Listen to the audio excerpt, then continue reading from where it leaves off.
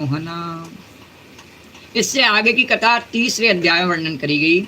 अतः तृतीय अध्याय महर्षि च्यवन और सुकन्या का चरित्र, राजा सरयाति का वंश। श्री शुकवाच सरयातिर्मानवो राजा ब्रह्मिष्ठा सा बभूवः यो वांगिरसां सत्रे द्वितीय महा ऊचिवान् सुकन्या नाम तस्यासीत् कन्या कमललोचना तया सार्धं वनगतो आगमच्चवनाश्रमं सा सखी परिवृता विचिन्वन्त्याग्रेपान् वने वाल्मीकिरन्दे रुद्रसे खद्योतेव ज्योतिषी ते देव चोदिता बाला ज्योतिषी कंटकेन वै आविध्यन्मुग्धभावेन शुश्रावास्रक्षतो बहु श्रकनमूत्रनिरोधोऽभूत् सैनिकानां च तत्क्षणात् राजर्षे तमपालक्ष्य पुरुषाना विस्मतो ब्रवीत् अभ्यभद्रं न युष्माभिर्भार्गवस्य विचेष्टितं व्यक्तं केनापि नस्तस्य कृतमाश्रमदूषणं सुकन्याः प्राह पुत्रं भीता किञ्चित् कृतं मया द्वै ज्योतिषी अजानन्त्याः निर्भिन्ने कंटकेन वै द्वैतस्तदवच श्रुत्वा सरयातिर्जातसादृशा मुनिं प्रसादयामास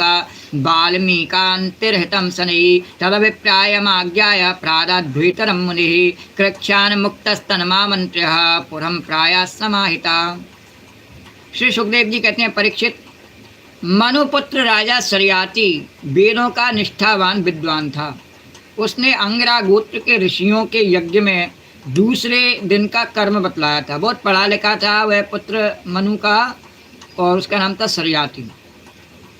उसने वो ब्राह्मणों को भी और अपने विद्या का प्रभाव रखता था, ब्राह्मणों को पढ़ाने जाता। तो उसने अंगरा गोत्र के ऋषियों के यज्ञ में दूसरे दिन का कर्म बतलाया, कैसे करनी है विधि।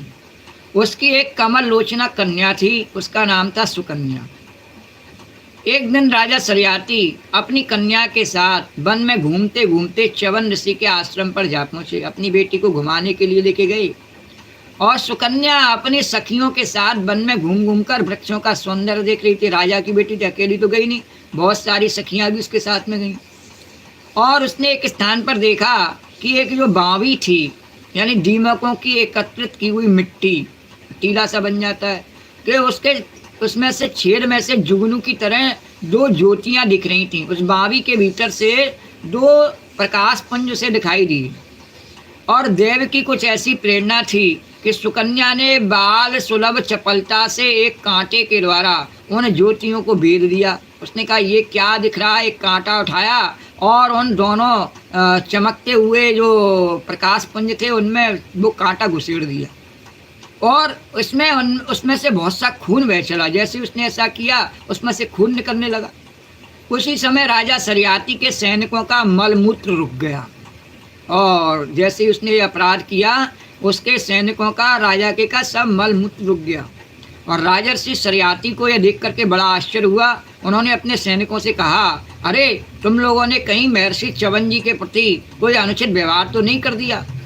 और मुझे तो यह स्पष्ट जान पड़ता है कि हम लोगों में से किसी न किसी ने उनके आश्रम में कोई अनर्थ किया है। ऐसा लगता है कि हम में से किसी ने च्यवन ऋषि का कुछ अहित कर दिया है, कुछ नुकसान कर दिया है आश्रम में।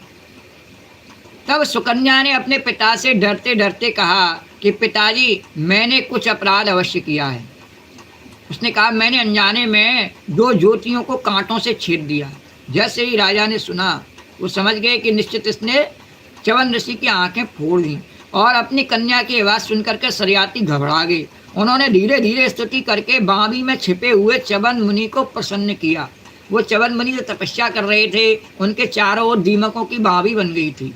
और राजा सरयाति ने जाए करके समझ लिया कि इसके भीतर च्यवन ऋषि हैं, और उन्होंने जाए के उन्हें प्रसन्न किया, हे ऋषिदेव, आप मेरे पर प्रसन्न हो जाइए, और मेरी कन्या से गलती से ऐसा कार्य हो गया है, बचपने के कारण से ऐसा कार्य हो गया। तदनंतर च्यवन मुनि का अभिप्राय जानकर ऋषि ने आंखें खोली, पर वो खोलते क्या, उन्हें कुछ दिखाई नहीं दे रहा, बड़े कष्ट में। फिर वो बोले, ठीक है। उन्होंने इशारे से बतला दिया कि जिसने ये आँख फोड़ी उसको मेरे पास छोड़ जा, मेरी सेवा करेगी, उसका प्रायश्चित हो गया। तो उनका अभिप्राय जान करके उन्होंने अपनी कन्या उन्हें समर्पित कर दी, और बूढ़े च्यवन ऋषि को अपनी छोटी नवयौवना कन्या को दे दिया। और कैसे दे दिया, यूँ ही दे दिया, कोई गाजे बाजे साथ में नहीं लाया था, ऐसे ही विवाह कर दिया। और इस संकट से छूट करके बड़ी सावधानी से उनकी अनुमति लेकर वे अपनी राजधानी में चले आए। और ऋषि ने श्राप नहीं दिया, इस बात से ही बड़े संतुष्ट हुए और वापस अपनी राजधानी में चले आए। इतना ऋषियों का सम्मान करते थे राजा लोग, अपनी कन्या को ऐसे ही छोड़ आए उसके पास में। गुरुद्वारकाधीश भगवान की जय। श्री